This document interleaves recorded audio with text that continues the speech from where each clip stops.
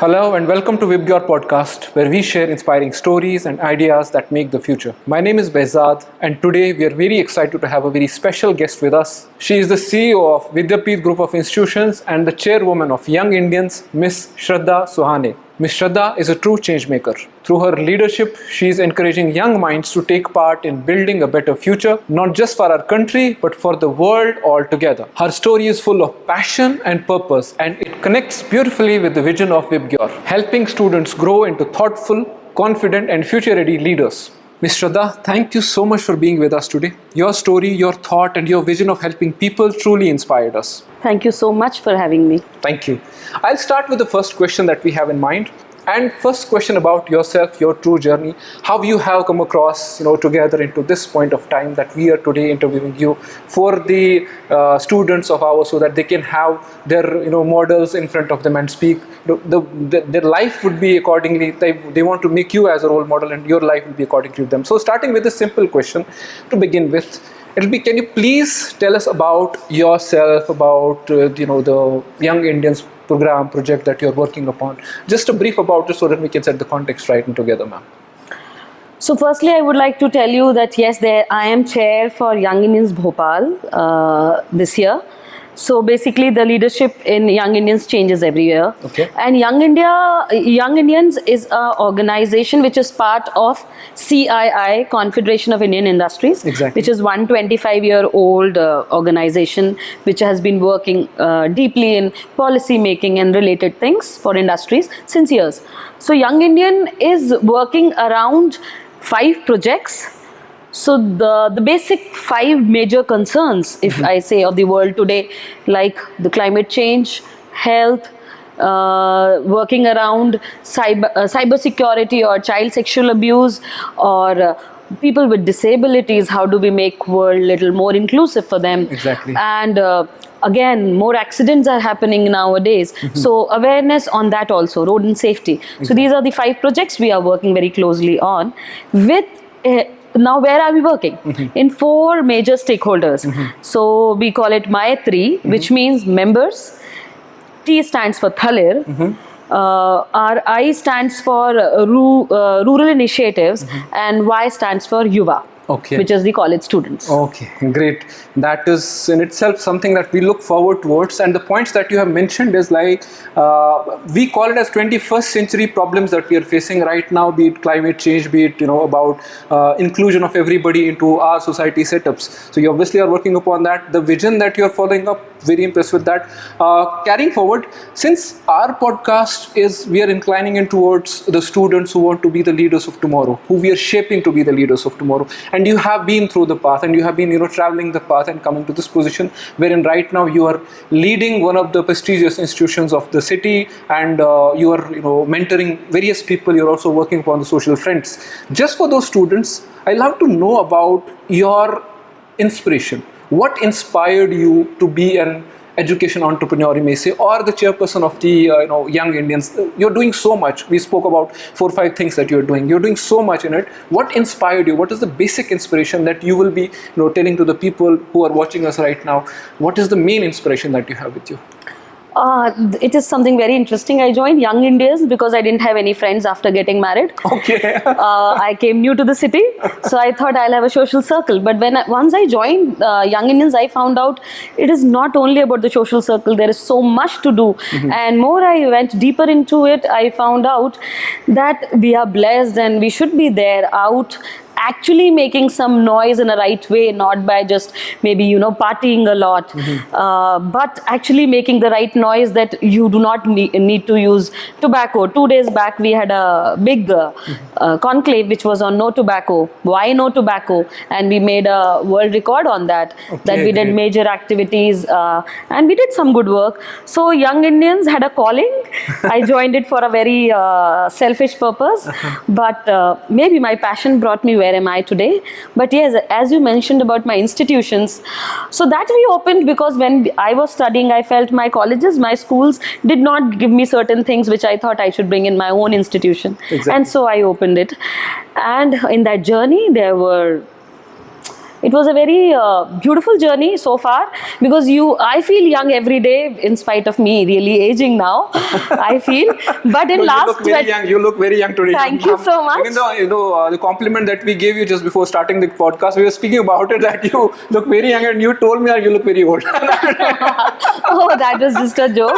So the truth, why do I look young, and you'll also start looking younger the day the I would school like has to know the students. mantra. I'd like to know, Yes. and I hope the people behind the camera will also like to know the mantra about you looking young day by day. Yes, please, ma'am. I'll tell you what is an interesting thing there.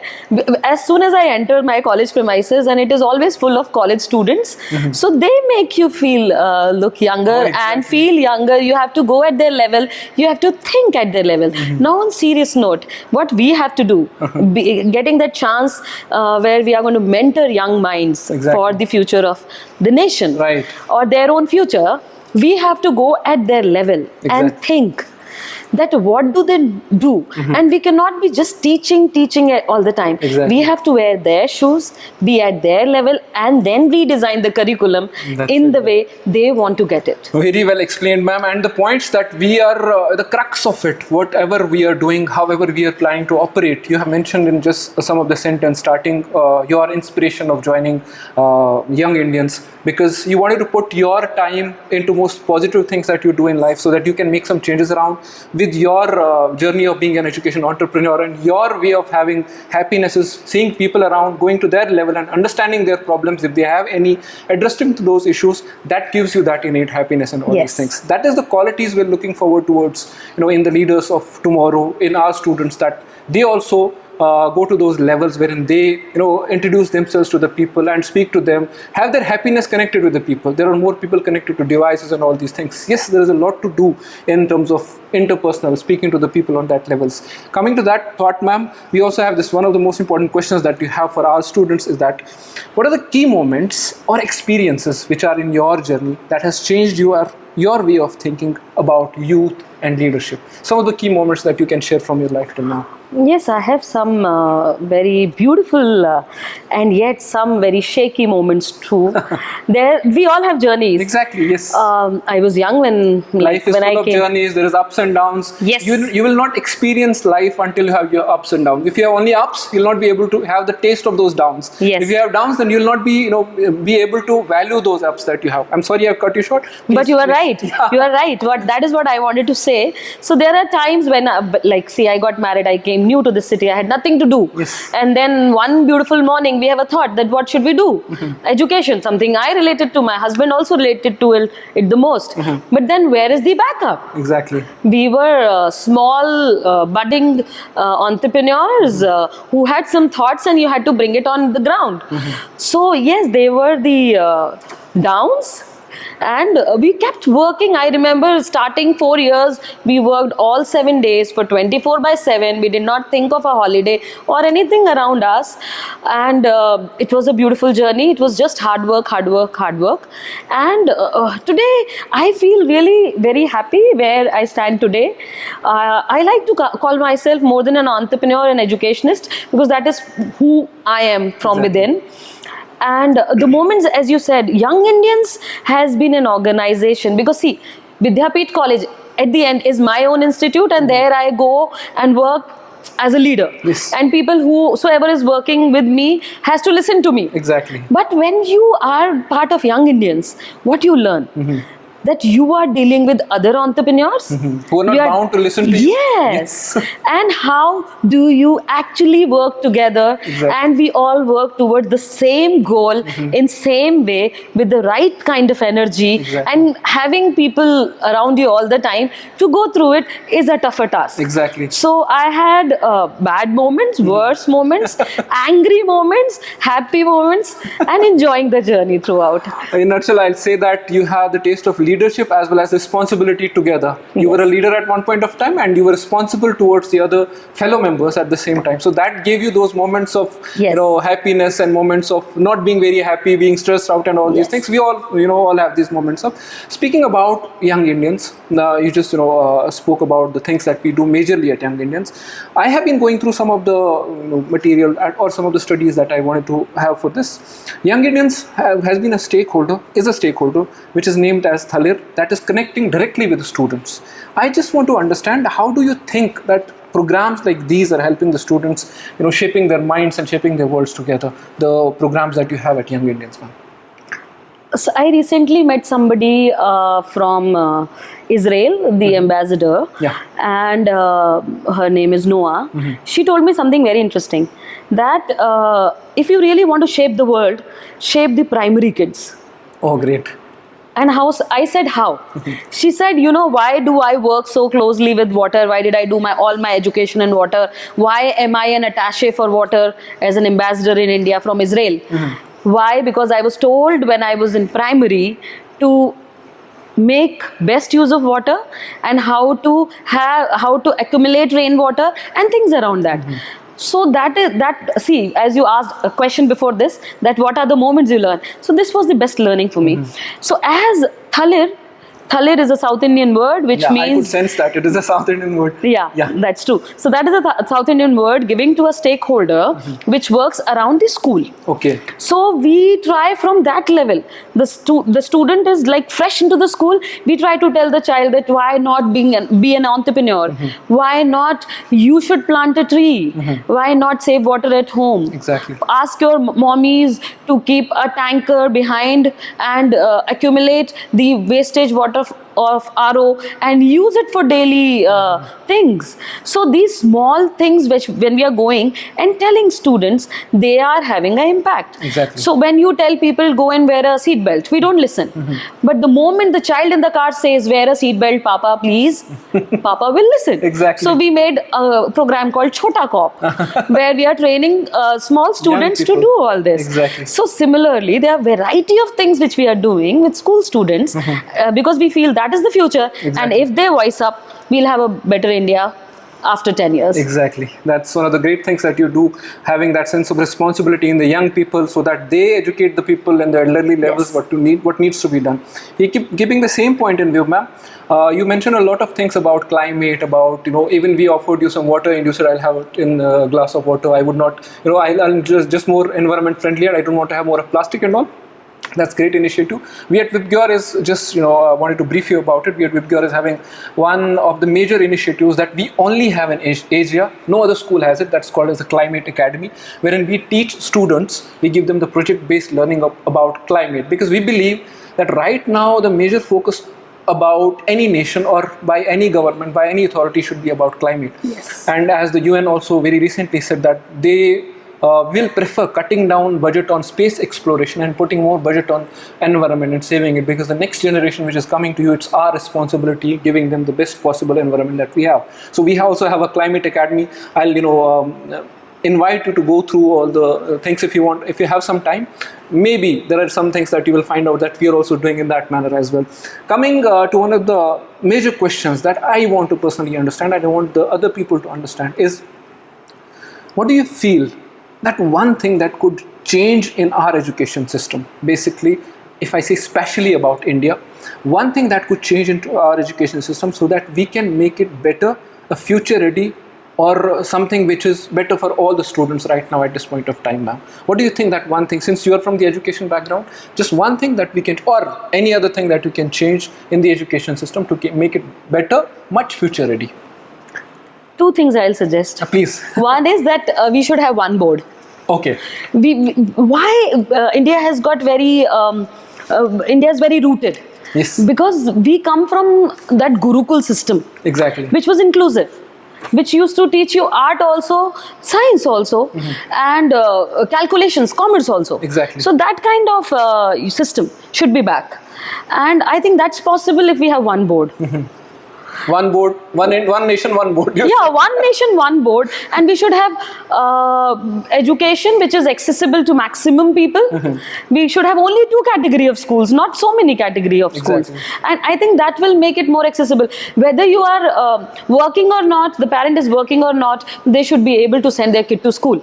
That should be one thing. That is one thing I think we should have in education. But coming back to my Gurukul point, I think I have recently sent my daughter to a boarding school, and she's doing IB board, which I feel it relates to Gurukul some. Or I feel why, because I'll tell you, she's studying economics, she's studying science, she's studying maths, she's doing subjects related to arts, she's doing music, she's doing dance, she's doing sports, she's doing NCC.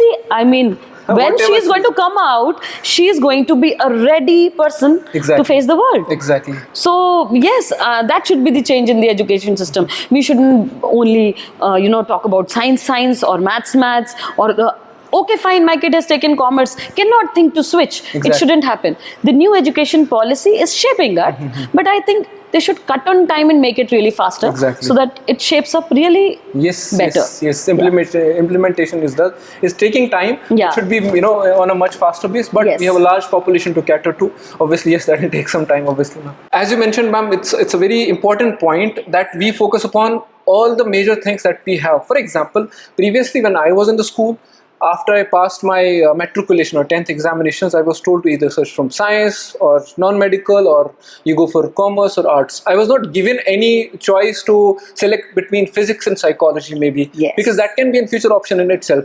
My question is, as you said about your daughter as well, she's studying a lot of things. We at VIBGYOR want to create, VIBGYOR World Academy particularly, want to create global citizens who can find opportunities anywhere. We have seen people focusing upon some career paths in India only, and when they advance in their career options, they have very limited career options because they have selected their career paths accordingly onto that. My question is, at VIBGYOR, we focus upon preparing global citizens through practical and skill-based learning. Do you see this matching with what you do or young Indians teach, or what we are trying to do in today's times? Should we create more of global citizens, or should we just focus upon the national level of examinations or something like that, whatever we have? So why exam is something we really talk about. I don't think so. We should more concentrate on that. So as much as I've understood about the type of curriculum you guys are going to have, which already makes me feel that it is going to be making the kids global ready. Exactly. So when we say global ready, what does it mean?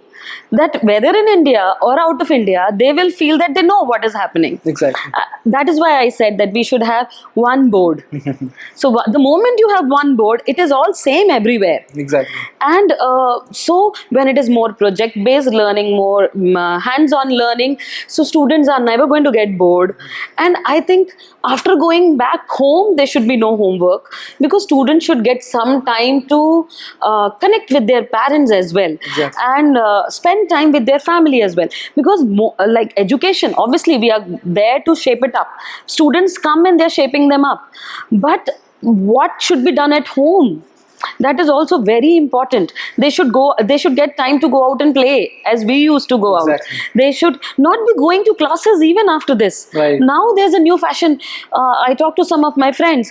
They will tell me, "Mera bachcha school se aata hai, fir the child gets ready. The child has to go for first class, second class, third class, music class, and all these things." Yes, and by the end of the day, when the child is coming home, the child is tired and the child goes off to sleep. Where is that family quality time? Yes. We are not talking about it anymore now, which is very important. So that is why when I said, why did I give example of my daughter? When you're doing everything in school, there's nothing left to do at home. It should be bagless education, at least till grade 7. Everything should be covered in school. Because you have 7-8 hours of time which you're spending in school. I think that's enough to give to education. Obviously. Rest you learn on your own. Exactly. And that is how the education system. Yes, that's right. As you put it rightly, the schools have the major responsibility of creating good citizens. It should not good studious or I may not say studious, students who are critically able to think and implement whatever is being taught to them. After the school, there should be some family time as well. They should be able to enjoy with their parents, with their friends and all. Yes, that is one of the most important things as we have. Also, you focused more upon giving bagless education or bagless schooling and all. Yes, we are focusing upon more into 21st century skills as well. I'll put a point in here from our side as well. We focus upon a limited homework policy that we have. We don't go more into details of it. Yes, we need reinforcement of whatever concepts we have taught, concepts we have cleared, learning outcomes are delivered. But obviously, yes, there is a time needed for family, time needed for friend circle as well. That is one of the most important points that you mentioned in here. Taking it further, I'd like to know from your perspective, how can schools not, just you answer this question, not just teach academics, but also help students grow emotionally and socially in the world that we are in? You just answered this question in a little bit, but I want to know a little bit explanation of it. You mentioned it. How can we be more social and emotional? Not only be academics related, the grades related. No, we can think about a lot of concepts you mentioned about being connected with people, being with them and understanding them at their levels. How can we make students more into emotional, students or socially responsible students? I suggest you something very doable, which I think. We collect so much data when the child gets admitted to the school, right? We collect when is your parent's birthday, we collect when is the child's birthday, and all that is collected. So let us start with a very small, you might do it because you have to start the school soon. For example, it's the child's birthday. What you can do is the child comes with the toffees, is very happy, celebrating the birthday. You can just give that child a sapling. Okay. And you can ask the child that we need nothing from you, just a photograph of this plant from here on every birthday. Exactly. You are making the child socially responsible. Okay. This is a small example which clicked my mind right now. And now let's talk about the emotional thing. You should give them homeworks or the work assignments which you are giving for home related to the things around them. I remember my son recently got an assignment which said that you have to make thank you notes for the people whom you are thankful for around you. So that was the day he first time realized that he is thankful to driver bhaiya for taking him for to time zone. He is thankful to the didi who she cleans. So he wrote that thank you for cleaning my surroundings. So this is what is making them emotionally involved with the people who are having an impact on day-to-day basis. Exactly. He wrote a thank you note to me, which before that there were only complaint notes. For the first time they came as a thank you note. Then mummy, thank you for making my recipes so nice, and you make amazing this. Thank you so much mummy for not scolding me. Exactly. I mean, there was a thank you note. So giving such small tasks yes, can make them realize the responsibilities, and yes, you also mentioned that giving them a sapling and they grow it every time, after every year they say, and they send you pictures of it. That way they also develop the sense of patience, how the plant is growing. Yes, they'll have that responsibility that they'll come back to you. They have to show it, prove it in school. Exactly. My plant is also growing. Yes, exactly. So if the moment you put the child a task, a proper designated, properly curated task, they'll do it perfectly. So you can, because you must be in that phase of designing the curriculum right now, you can plan something for Saturday, Sunday, where they get to do, some emotional exercises at home. Socially responsible tasks and emotional tasks. Yes. Yes, exactly. Because nowadays parents also, they will come and say, which I also do at times, that beta, I am tired, we'll talk later. But if there will be a task assigned from school, they'll give time. Yes, so it is going to work both ways. Exactly. So that's a suggestion. Thank you so much for the suggestions, and we will for sure incorporate them into our curriculum and into our designing as well. Lastly, if you could share, you have already shared so a lot with the viewers and listeners as well, one piece of advice or a life message with our students at VIBGYOR, what would that be, that one piece of advice or line? After talking to you, after meeting people around in your institution already, and after knowing who are the people who are bringing this into the world, I am sure the education is going to be taken care the best way. Thank you so much. So all the best, first of all. Thank you so much. Because yes, education is flooding around everywhere. Education institutes, I mean. But what I felt is different here, the energy, which is very positive. It is all green around. I hope it remains like this. And my message to the viewers and the school management and you guys would be that keep it real, keep it grounded, keep it rooted, keep students rooted. Let them not fly away from parents when they grow up. Give them that sense of responsibility, because that is the only fear I have, that I don't know whether I have my kids around or not when I grow up and when they grow up. So if we could, keep them rooted. That is it. Thank you so much. That's very wonderful advice, ma'am, that you have shared with us. Ms. Shradha, thank you so much for being with us today. Your story, your thought, and your vision of helping people truly inspired us. At VIBGYOR World Academy, we believe that education isn't just about books and exams. It's about helping students become curious, kind, and brave. And today's talk reminded us how important it is to support and guide our youth. Until next time, keep learning, keep growing, and keep leading. This is Behzad signing off from VIBGYOR Podcast. Thank you so much for joining, and goodbye.